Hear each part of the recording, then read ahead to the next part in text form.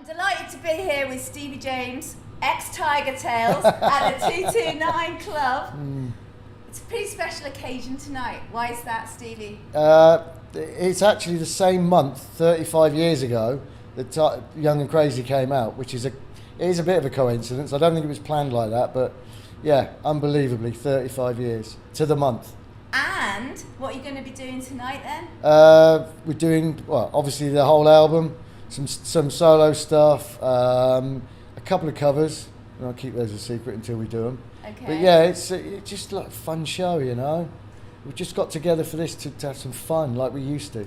And is it the first time ever that the whole album has been played back to back? Is it in order of the album? It's almost in chronological order, but we're saving Living Without You, because it's the one everybody knows and everybody remembers till the end. Okay. So apart from that, yeah, it's pretty much top to bottom. And some of the songs haven't been played No, since the 80s? no. We never, well, this is the first, since we've been rehearsing, the first time I've done songs like Turn Me On, Shameless since 1987, 88, early 88. But yeah, the ballad's never been played live. Fall in Love Again. We never played it live. And what do you think made the album so special? Why did it Back make then, such an impact? Yeah. I don't know. I mean, we were just four guys having fun, you know, and we went in the studio, we did the demos, we did it all DIY. Then we went out on the road, back then you could build a following. We went on the road, built a following up, and it just got really big. And then we did that, we did a thing in Kerrang. I think it was after the EP came out, and the Kerrang came out that week, and it was just like, boom, it blew up. And we weren't signed, and we were playing 2 nights at the Marquee, unsigned. No other band, even from London, were doing that, you know. And I was at college in Oxford. I used to get the Oxford That's where I'm Tube from. come to the Marquee. I'm from well, Oxford. I met my friends in the Dolly, you know, because I went know to the the Dolly. university. But Penny Farthing. there aren't many glam rock fans at Oxford University. So I went to the Dolly, made some mates. We used to come on the Tube. We used to go down to the Marquee. I remember the Tube. things like the first White Lion concert. Oh, in the really? UK and all that sort of Were thing. you- did you see the- It was later on. It was late 80s, not early 80s. Ah, right. Yeah, Did you see so- TNT there? I don't think so, Oh, no. But that you was a see, great my night. memory is sketchy. Like, for example, Mine. I didn't think I'd seen Vinnie Vincent's Invasion, and then I found my ticket and the photos that I took. Well, you know, I mean, the thing is, we used to enjoy ourselves in those days. You can't always remember everything you've done. I saw Hanoi Rocks at Reading Festival. No recollection. Oh, that's so But I sad. was absolutely triped. When I saw the photos, though, it did start coming back to me. So maybe, you know, when you find some old Aren't you glad we didn't have all this mobile phone and all this stuff, man? It was shitty old photos, but I mean, Yeah. you know, at least there's some But they're sort like of treasured memory. memories, yeah. Yeah. You know, those They're old all sort of Polaroids. tinged brown or Yeah, tinged blue yeah. or something. But that shows they're genuine, because that's what cameras were like. You in weren't those clicking days. away all day. They meant something. You know what I mean? Cameras now, everybody, boom, boom, boom, boom. Everything you do, straight on social media. Yeah. You know, I think it was just simpler back then. I really enjoyed it, you know. One But- thing about us being children of that time is that your influences are pretty much the same as mine, and some of them From the you know, 70s? Well, you know, I'm thinking actually combining Diamond Head, Oh, yeah. which I was at some of their first gigs Yeah, at me too. Polytechnics in Liverpool. I saw them at Banbury in a tiny little place and they were in the corner. Absolutely, with Sean. Yeah, still, yeah, it was yeah. absolutely- and the old bass player and drummer as Yeah, well. yeah, They're Duncan. absolutely Yeah, amazing. I've still got the ticket at home where they signed it all for me at Banbury. It was great, you know. And Yeah. Slade and Sweet, I remember. I mean, didn't was see about Sweet. 4 years old. No, I didn't see them because I was 4 years old, but I Yeah. was in my grandmother's older living than that. room singing along, Brilliant. and I do remember that. At 4 years old, I don't think I can, you know, I would have been at the gigs, but I do remember them. And also, of course, Crew and Rat. And those are the things that you said, you know, apart from, you know, the metal as well, UFO. But those things were very much my thing, Yeah, and I think yeah. that's maybe why I love Tigertailz, because it mixed those things together. Maybe, yeah, we were, but yeah, we weren't. Everybody used to say, "Oh, you're like Poison." Well, we might have looked a bit like that, but we were quite metal, you know. It was like me and Mick Pepper, the guitar player, Jay. Sorry, we loved all the metal stuff, you know, and that's what we were like, you know, and we just got heavier and heavier, and you know, a bit punky on that album as well, you know. It was like we did the album before we recorded the old album before, and we redid it when we signed to Music for Nations. So it was like you know, we did the DIY one, and then we did the Music for Nations one. And it was just, you know, we were just having fun. And Pepsi loved Hanno Rocks, and that brought the punky side of rock in. He did. You know, and also the kind of, I don't know, sort of slightly a gang kind of thing. You know, was, like when you're all together, like the Four Musketeers against the world. We had a few fights and we all joined in together, you know, because we got this piss ripped out of us all the time. And I remember vividly, we played a gig in Leicester. I can't remember the name of the club. I want to say Sector 5 or something like that. And the whole gig, on the boys' side, Pepsi's side, these guys were giving him so much crap, you know, and they were spitting and this and that. And I could see he was getting agitated. I'd never seen him really lose his temper. And all of a sudden, this guy spat him. He took his bass off and smashed him around the head. Well, and it was a massive fight, you know. It was a big deal then. Never mind now with COVID. I mean, you know, thank God it's not fashion now. Yeah, it was horrible. But that's quite insulting really if you gob at someone. That's not, unless you're a punk rocker down the front. I might prefer to be spat at than have a heavy pint glass mug in the old ones with the square, like the old windows. I had one on my head. Exactly. You know about and that? That happened. Oh yeah, that wasn't funny at all. But I carried on. I carried the gig on. My friend in the band, they were looking at me saying, "Are you all right?" And I said, "Yeah, I'm fine. I can feel something dripping, you know." And they said, but, and I looked in the mirror, and my head was just red, and it split it right down the middle, you know. And it was bad, but you know that's what it was like. Kept going. You played every night like Wembley. Yeah, all the time. You know, which I think was great because the guys, I mean, you had such a party vibe. I mean, that carried right through the band. Well, we always thought if there was even if there was 3 people there, you know, they paid to come and see us. So we gave them a show like there was 3,000. We did that all the time. And in the end, we didn't have to because we were packing places out. But we just built it up like that, you know. We travelled everywhere. And when we first started, there wasn't that many people into it, you know. But it just steamrolled. The girls loved the glam image, though, and that brought the men along as well. That's what we always said. If the girls come, the guys are going to follow. And that's how we always looked at it. And you had an attitude to the big live show as well. What was the thing about Towels that was inspired by David Lee Roth? Towels? Towels, yeah. That's from a bootleg that Ace had, Fincham, and we were watching it. It was when Steve Vai and Billy Sheehan were in the band, and they did this thing on stage where they were swatting each other like flies. So we watched it and brought it out, you know. Nobody ever here knew it. So Pepsi and Mick and Jay were swatting each other. Okay, I don't remember that, but then again, those of us that were really in the 80s don't remember a lot, so I could have seen it. I can remember the shows, but I can't remember much afterwards because it all got a bit, you know. And the band had big balls as well. I mean, what's the story about Eindhoven?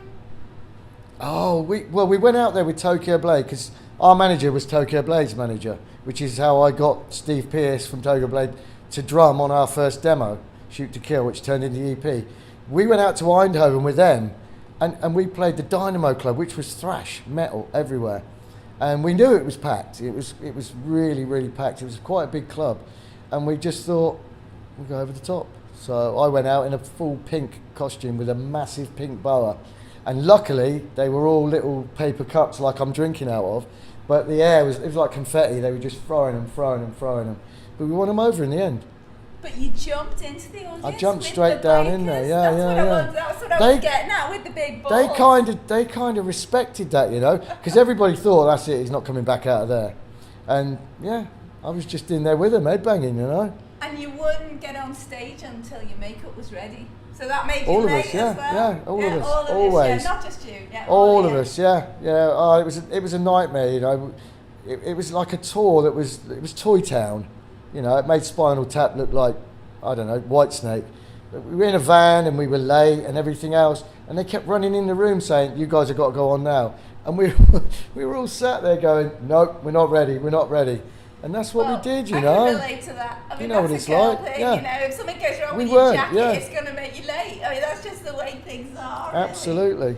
Really. Just the way it was. The temptations of being on the road and everything like that, led to kind of overindulgence. So we've already alluded to like the excess of alcohol and everything. What I want to know is, why were you thrown out of Gazzari's? And why did you mention the guitarist from Kicks, and which guitarist from Kicks? Oh no, I wasn't thrown out of Gazzari's, but we went, because I went to LA with Kel, Hellraiser, and bless him, And we went to, I think we were invited to a London party it was, and they were doing, I think it was the Don't Cry Wolf album. They had a great big screen in there and everybody was in. The guitar player from Kicks was there, I remember him. Which one? And I got trolleyed. Ronnie or Brian? I think it was Brian. I think Okay, it was the guy with the Brian. long black hair, the one who looked really cool. The really long hair, that's Ronnie. It might have been Ronnie Yonkins, yeah, Yonkins. But Brian had long hair then as well. Yeah, yeah. I mean, the two, They you know, both looked really cool, they I both remember. looked Yeah, great, yeah, they were great I as saw him well. at the Omni. Oh, really? Yeah. Yeah, I saw Kicks when I was, where was I? I think I was in LA when I saw him. 87, I think it was. I saw him later than that. Not much later, but a little bit later, yeah. They were a great band. The boy loved them as well. We used to listen to Midnight Dynamite all day long. I love that album. Yeah, So it was what great. happened then? I just got out of control, you know. As I did, I drank, the more I drank. And we went in the bathroom and I decided that there was, I don't know what it was, shaving foam and all the rest of it. I just decorated the bathroom. And of course, someone came in there and they said, you need to leave. All right, okay. Okay, so it wasn't too bad then. All you did was decorate the bathroom. Didn't But we it was smash fun, it up? wasn't Yeah, it was fun. I didn't smash nothing. I don't think so. I mean, it wasn't good what I did. It wasn't good. And later on, you lived in the Tough Muff mansion. I did and you indeed, yeah, described it. And the Sunset Strip. Tell us a little bit about what you remember of those days. I bet you don't remember much, but what you do remember. Oh man, we used to, me and my friend Wiltz, 9 foot we called him, we used to buy these Hawaiian Punch bottles, and we'd buy this cheapest vodka we could find, and then we'd buy those, the guzzlers, you know, those things with a straw, fill it all in and just, and we got in some terrible states. But yeah, it was interesting living there. It was funny, you know. I assume it did what it said on the tin, and we don't want to go into it too much. No, yeah. And but talking about you, I mean, you're an all or nothing person, I think. I mean, you always kind of keep it real. Yeah. And that led to some clashes with people like Music for Nations. So do you want to tell us a little bit about that? Yeah, That's the record label, for anyone who wasn't around. Yeah, it was, I used to get told off. Like, I remember, I think, what was I, 23 when I did that album, something like that. And I remember going into the office one day and it's like, you need to go in and see Martin Hooker, it was then, who's passed away. And I'd be like, oh, all right. So I'd walk in and it was like him behind his desk and it was like a school teacher. And I hated that at school, you know. I hated any kind of authority. And I was like, I should have took a piss on his table, you know what I mean? And I was told off. And I was thinking, but we're in Kerrang every week from what's going on, selling records like they were confetti, you know. And he said, any more of this and you're out. And that's how it was. Because the coverage in Kerrang was about what you'd got up to. Yeah. And it was, you know, maybe you got it kicked out because you know, whatever you did. Yeah. I can't understand why you wouldn't understand that was rock and roll. They call themselves maniacs now, Tigertailz, don't they? And I'm thinking, where did that all come from? Because they weren't when I was in it. It was me who was taking all the heat for everything and then got boomed. You know what I mean? I mean, I grew up on Keith Moon and Ozzy and you know, and it was like I had the wrong role models, if you like. And the Sunset Strip, well, the right role models. The Sunset Strip was just as crazy. Everybody mad. was doing It was that, mad. even the audience in the Sunset Strip. So I mean, if I'd have been Axl Rose, they'd have gone, oh, brilliant. Or if I'd have been American, you know what I mean? Because I was English, British, call it what you will. It just, you know, it got... I mean, I was out of control. I held my hands up. I was badly out of control. I was drinking, I was taking so many drugs, I was just out of my head. But the 80s was great fun, and you know, I mean, it's not like that now. It's like a candy store, you know? People look like they're waiting for a bus on stage, Yep. you know? Yep. And I miss that. I miss that. It goes back to the show thing, you know. We always wanted to put on a show, and that's how we did it. People took umbrage at the way we looked, but we always went on stage and gave it everything, every time we played. And another thing I can relate to is you saying that in my head I'm 24. Yeah, my head says 24. My body says I'm a little bit older now. It's a dream that we were all around like 30, 40 years ago. I think that's a dream. It's weird to think of it so long ago. Someone says the 80s to me and I think 20 years ago. But it's like, you know... It's like the difference between the 80s and the 40s and 50s. I know. Someone said that to me. They said, when you were in the 80s talking about the 50s, it was only, you know, 20, 30 years ago. Same. Now, it's like, it's so weird. I hate getting old, but, yeah, I'm still here. But I love the fact that you were always, like, dreaming of you know, the band and everything like that. And everything. I chuckled when I heard the story about you in 1985 with the customs officer at USA, and he asked you how long you were coming to stay. What did you tell him? I was like naive, you know. I just went up to the desk and he said, he opened my case. I'd never been anywhere before out of the little tiny town.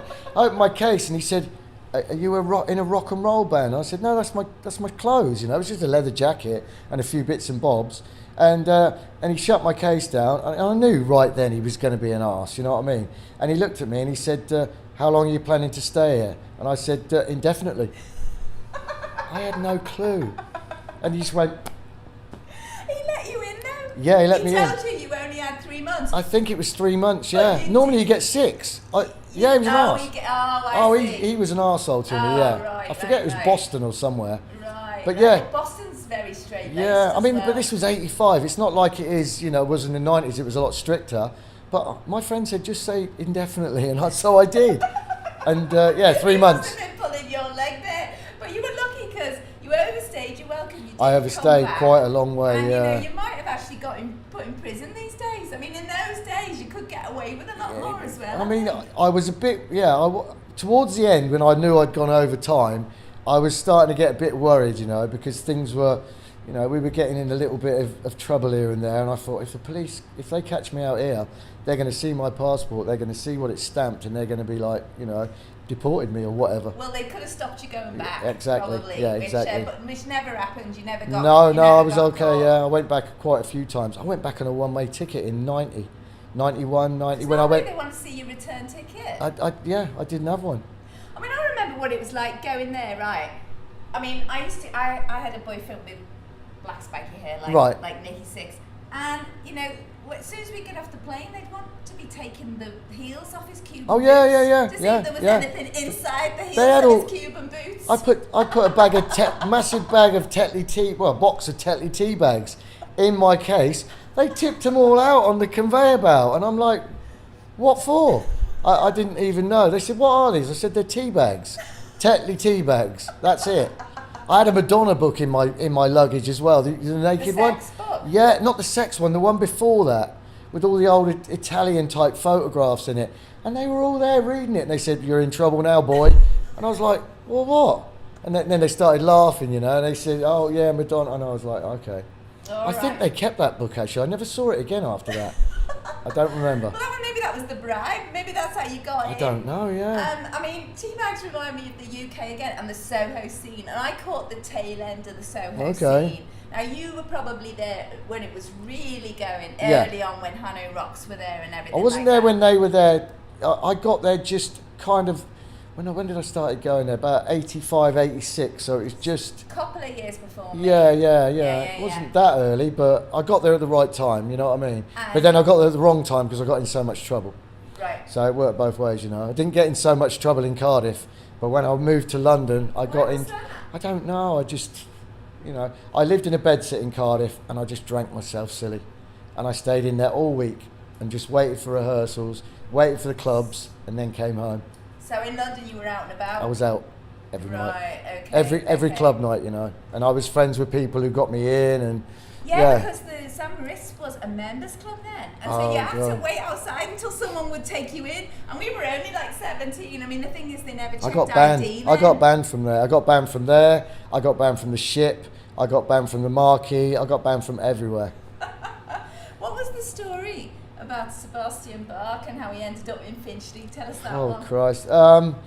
It all started down the Maritz, as normally everything does, you know. I was down there, and he was down there with his table with everybody round him, and I sat down, and someone started talking about Tigertailz, and he obviously heard, because he was always a fan of everything, wasn't he?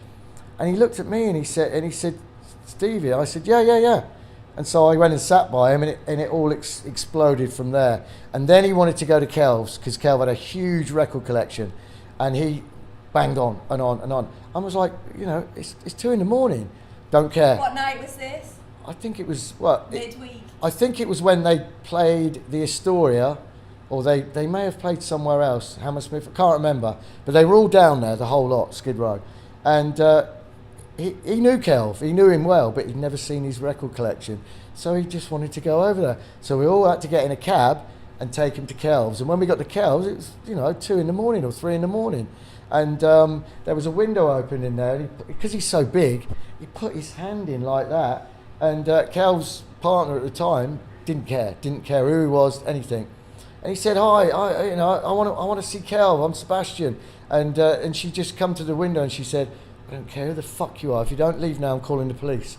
And that was that. That's funny to think of Sebastian back in those days when he was, the blonde cutie being kicked out, she didn't not care. being allowed in. Didn't Reminds me of something that happened to me. I took all the choir boys once across town in Liverpool to a party. All right. With a girl who Had some good times in Liverpool, Birkenhead, Stairways. It was Stairways, yeah. Great. And Ginger was still with them at the time and everything.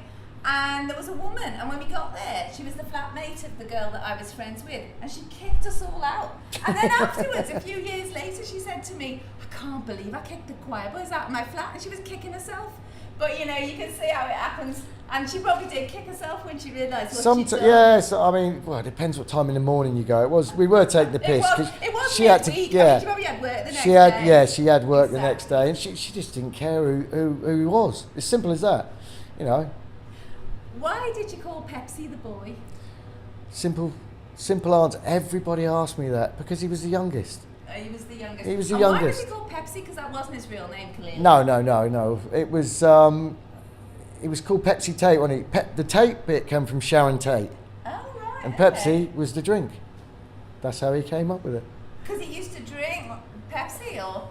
No, he used to drink a lot. I think he used to drink something mixed with Pepsi, because when I remember, the only time I remember, and as I say, my memory's faulty now going farther back in time, but I what I remember, the only time I remember seeing Pepsi was getting into gossips early on, and he was passed out. Oh yeah. Passed out on the table before any of the public had got in, and all the girls were gossiping. He was taken to hospital when I lived in Cardiff with him and his mum, because that was through drink, and he had pancreatitis. And I used to go and take his clean clothes into the hospital, and he was wired up like scanners, It was quite bad. And that was because he used to drink a lot, yeah? We started drinking Tennant Super. And do you remember that? It was like licorice. Not as a girl. It was like oil. I used to drink Thunderbird. Yeah. I can't believe I did that. Oil. Cheers, mate. Sorry. I can't believe I did that, because Thunderbird, can you imagine? Thunderbird was nasty. Nasty. I'm lucky I didn't die. It was like a wino's drink, basically. It was cheap. There was blue and red label. Young, yeah. Crazy. Yeah. No, but it's all because we were just skint, and we just wanted the thing that made us. Because we didn't used to drink when we got into places, so we had to get hammered before. Oh yeah, everybody, yeah. That was what everybody did. I did that before I went out. I'd get ready and then I'd just crack open something, and then we'd go out. Sometimes I'd make it, sometimes I wouldn't. But Time marches on, and we've lost Pepsi, we've lost Kel, but you're bringing back a little bit of Tigertailz tonight. Yeah. Is this a one-off thing, or is this gonna be? It's just one-off. Just a one-off. You're not gonna do it again, because I'm thinking, right, Ace is still around. Jay's lost his singer, and Jay was invited to come down tonight. Putting the original lineup together. Never gonna happen. You could get like gigs like Mork, the Monsters of Rock cruise, and stuff like that. Never gonna happen, mate. Never. Jay was invited down here tonight and just declined. Right. Okay. So, okay. That's never gonna happen. That's gone. Because the other thing is that grunge really hurt glam, but it's back. It's back. We've got the next generation like Kai. Absolutely. And that coming through. So we've got young kids who look really good, and they are inheriting the glam. They're looking to people like us as their kind of ancestors, and they're doing. We had a lot from Sweden coming in as well. Crash Diet and Reckless Love from Finland, I think. And even younger than that, and there's a big Scandinavian invasion on the Monsters of Rock cruise because of that. There's specialist media as well. Yeah. So now people can seek things out Yeah. that they couldn't find Simple, when the mainstream denied it to them, Absolutely. such as when grunge came along. So is there going to be any new music? For me, Yeah. I've been so tied up in this, I've not even been thinking about that, I mean, I did my Private Hell. That was quite. I went to Sweden to do that, actually. Well, I thought your solo albums were all really, really good, actually. Oh, thanks. Yeah, They were. If that's my swan song, my Private Hell, that suits me fine. But also, you've got good musicians with Yeah. you again. So no reason why you couldn't do something new. these guys are out of control. Well, you know how good they are, you know. And so, yeah, it was talked about, but I don't know, you know. Does anybody want to see this? I don't know. I don't know. Let's find out. We'll find out tonight. Absolutely. There are some old schoolers coming tonight. Nigel, Mark, and there's a few other people. Yeah, there's a so, few of them. And when, you know, talking about the old days, I mean, it really brings it back because they were the best time of our lives. It was fun. It was fun, you know. Everything was fun. Before responsibility and anything like that. Yeah, exactly, you know. What do kids of 23, 24 do now?